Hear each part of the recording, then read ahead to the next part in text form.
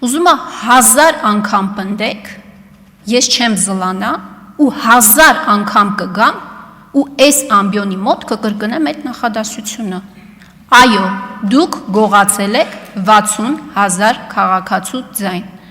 Դուք գողացել եք ընդդիմադիր մանդատներ։ Դա փաստ է։ Դուք երբեմն դեմքի այնպիսի հպարտ արտահայտությամբ եք կանգնում այստեղ ելույթ ունենում, ոնց որ մենք հայրենիք չենք կորցրել, մենք հազարավոր տղաների չենք կորցրել։ Նիկոլ Փաշինյանի բանակցությունների բարձր բանակցության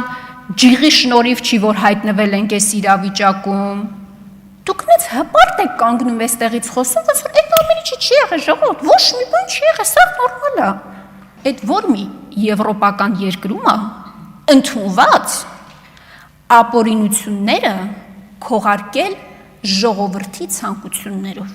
Ինձ կարող եք մի եվրոպական երկրի օրինակ բերել։ Եթե այդպես է, ես առաջարկում եմ իշխանության երրորդ ճյուղը փակենք, տեղը Պերաշկյանոց բացենք։ Եթե տենց է, եթե ասում ենք ժողովուրդն է այդպես ուզում, ժողովուրդն է ցանկանում, վերացական ժողովուրդը,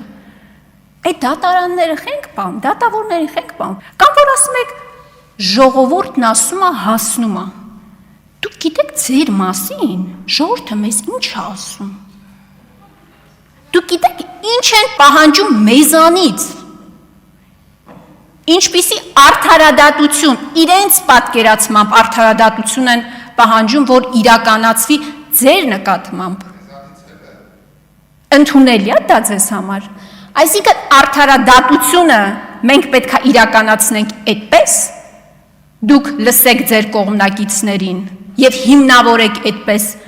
ձեր ապօրինությունները, մենք էլ պետք է լսենք մեր աջակիցներին, բայց մենք գիտեք ամեն անգամ հորդորում է շատ դժվար է մարդկանց զսպել։ Ես ձեզ վստահեցնում եմ, հատկապես 20 թվականի պատերազմից հետո։ Դուք չեք կարող պատկերացնել, մարդիկ ինչ սցենարներ են պատկերացնում